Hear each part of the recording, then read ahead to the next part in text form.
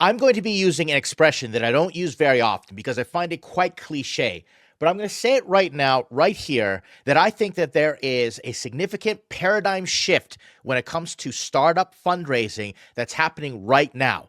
We are recording this midway through 2025. It's May 2025, and there's been significant shifts in the landscape of startups. But are there paradigm shifts? Are there massive shifts that completely change the way that we are doing things? And if you are a startup and you are trying to raise early stage funding, I think you need to listen to this. I did my first startup in 1997, and then I sold it by 1998, and by 99, I was working with a whole bunch of other startups, and that was during the first dot-com 1.0 bubble, and I lived through that. Then I lived through dot-com 2.0 and then dot-com 3.0. Since 2021, there's been sort of this nuclear winter, this meltdown. The bubble has burst, but now we're starting to see some really big changes, especially with AI and automation. But even further, if you push beyond the standard AI in terms of chatbots, co-pilots, assistants, now we're getting to agentic AI, and I think that's where we need to focus. To put this into context, look back at when mobile became a thing, and what happened was certain startups went out and said, we are going to take a mobile first strategy. Now, you may think about that right now and go, well, duh, of course, everybody needs to be mobile first or at least mobile ready. But back then, it was kind of a new thing. And I saw startups raise early stage capital saying, we are going mobile first. And like I said, we're taking it for granted right now, but I don't think we've seen such a major shift since then. If you look at Web 3.0, one of the promises was decentralization. We're going to put everything on the blockchain, and then we're going to get into the metaverse. And those promises really haven't come through yet. There were so many startups that raised money with the promise of initial coin offerings, NFTs, and now there's tokenization, but it really hasn't grabbed the zeitgeist of the investor community. But I can tell you one thing that has, and that is going AI first. And I want you to remember these words, AI first, because I believe if you tell investors starting now that you are going to become an AI first company, you will have an edge when it comes to the mind share, getting the attention, sort of the buzz and the hype of the investor community, because we all know investors just like to follow trends. Investors say all the time that they want to do things new and innovative, but it's already new and innovative because investors are investing in startups, which is a very risky asset class. So you can say anybody investing in startups, whether it's on trend, is a risk taker because it's kind of a dumb idea to invest in startups at an early stage. Therefore, the rewards have to be asymmetrically way bigger than investing, let's say, in real estate or other types of traditional small business or assets. Getting back to when startups said, we are going mobile first, and they start to get attention, you're now going to say we are AI first. But exactly what does that mean? To explore this, we need to actually break down what is AI first, because it's just not AI washing. If you look at what's been happening right now, all the oxygen is being sucked out of the room by these big LLMs, the models. People building the models have been making all the money. And then you're seeing rappers that are getting the investment. They're getting the attention from the investment ecosystem. And what are rappers? They are basically something that people don't like to do. It's super repetitive. And so they create some AI tool that automates it, removes the friction, and makes people more efficient. And those companies are getting a lot of attention. But to stay ahead of this, now companies are starting to say we are adopting an AI first strategy. Instead of creating an AI that enhances a human to be more efficient and productive, now we're seeing companies say we're going to go AI first and allow humans to add the extra layer to the AI that AI can't do, such as adding nuance, adding things like emotional intelligence, and being a little more creative and curating and making those decisions that AI has not been able to get to figuring out just yet. And if you stay on top of it and you're AI first now,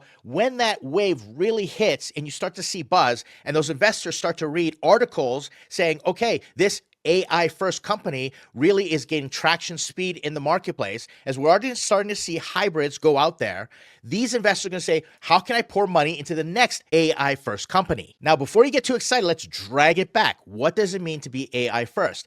That literally means that you start with an AI approach to everything from business strategy to marketing to understanding the marketplace to product development to hiring. You hire AI agents first, and then you hire the people to to work the AI agents, or you start hiring people who will, as their job, only do AI agents and say, I'm only going to do the work through AI agents. In fact, over 50% of the companies, I heard like 60% of the companies now have a chief AI officer. And again, over half of those companies are racing towards AI. Look at just what happened with Microsoft. They basically hacked all these senior people, all these expensive people, 3% of their staff, and you bet your bottom dollar they're going to want to see an ROI from their AI investment. I even heard of a company posted on the Y Combinator job forum saying, we are hiring AI agents. How do you hire an AI agent? Well, I think it's pretty much a PR stunt, basically stating this is what we're doing. We are AI first. Now, if you're an early stage founder and you're trying to build the next company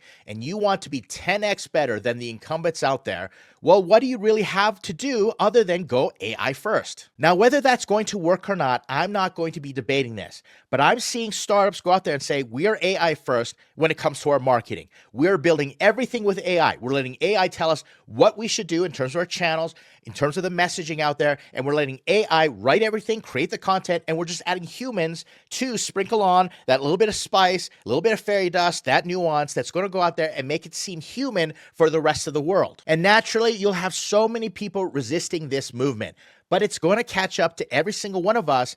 And I'm pretty sure there'll be swaths of people who decide, I don't want to reskill. I don't want to learn AI, and they're just going to be left behind. But to make everybody feel better, pundits are saying, no, AI is not going to replace you. Just an AI enhanced human is going to replace you. Let's push that a little bit. What if we are going to be replaced by AI, but that AI needs humans to enhance them? Sounds really sci-fi, and you may have a furrowed brow, and you may be really upset by what I'm saying right now. And trust me, I've been out there duking it out on the forums, on social media, having arguments with people, but I'm going to present to you this. I offer you to think about this. What is the investor going to invest in? Are they going to invest in the next tool that enhances human productivity when that's already been done? All the money's going in there. Or are startup investors going to now listen to other companies, founders saying, we are AI first, and these companies are going to get the attention of that capital. And then if one company actually goes out there and goes public or sells, makes a bunch of money by adopting this AI first strategy, I keep putting it in air quotes because we really don't know what it means. Well, all that money is going to flock over there, and you're going to see this big movement that went from LLMs to rappers to AI first companies, and that is every other type of company.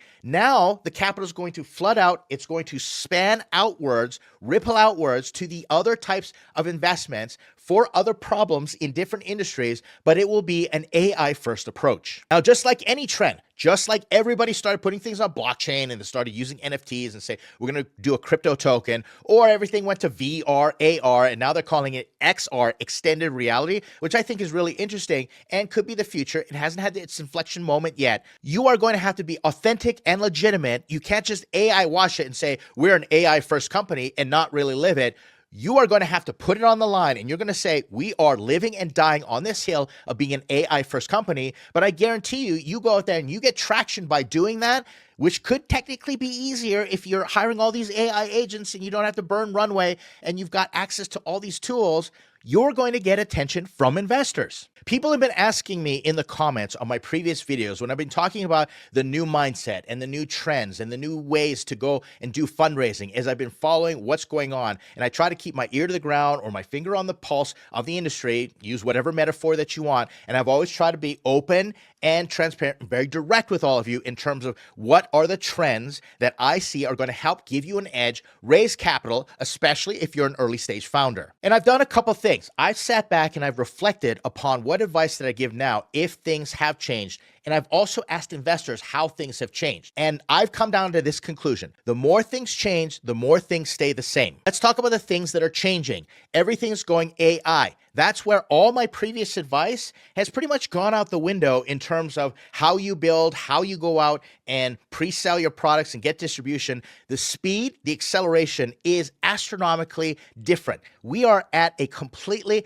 different inflection point in the market. There is a massive quantum leap that's happened. happen. And I'm saying this right now. We are seeing that development is so much easier because there are coming days where you can just say to an AI agent with basically voice commands, say, build me this app that does this, this, and this, and it will build that app for you. So no longer building things will be a competitive advantage like it was way back in .com 1.0. If you could actually code, man, you had a total advantage and you could get money based on a sketch on a napkin. But that is no longer the difference. Now it's distribution. And I've been making this argument, getting a little louder and louder as I've gone. And I've said development is easier. Therefore, distribution is going to be the battleground, the hack that investors want to see you pull off to show that you're an exceptional founder.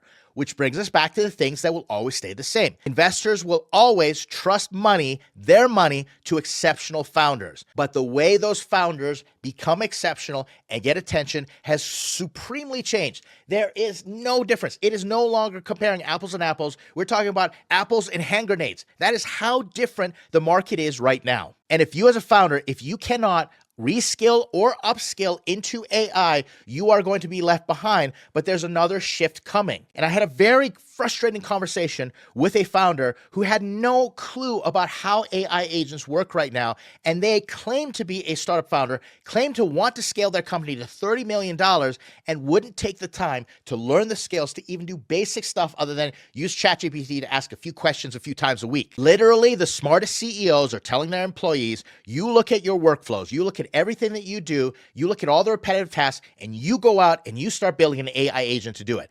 Don't go out and buy a tool, build something that's going to help you. And that's what we're doing in my portfolio of companies as well. But after you've taken the time to reskill and upskill, now it's time to consider, how do I build a startup from the ground up, taking an AI first approach?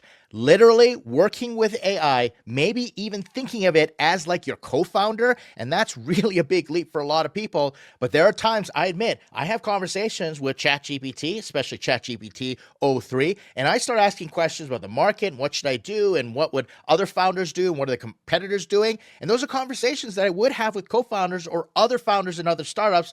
Or I'd be Googling it, and now I'm having a conversation with AI. You could consider that an AI first approach. But back to the bottom line and the whole point of this conversation. If you've gotten to know me, you know I have a track record. I've raised over $100 million for my startups, other people's startups, and startup funds. I contact investors all day long on behalf of founders. I see the responses. I listen to the general partners. I have one-on-one private conversations, which I'm going to share all the information with you eventually, with investors. And I'm picking their brains and I'm asking them.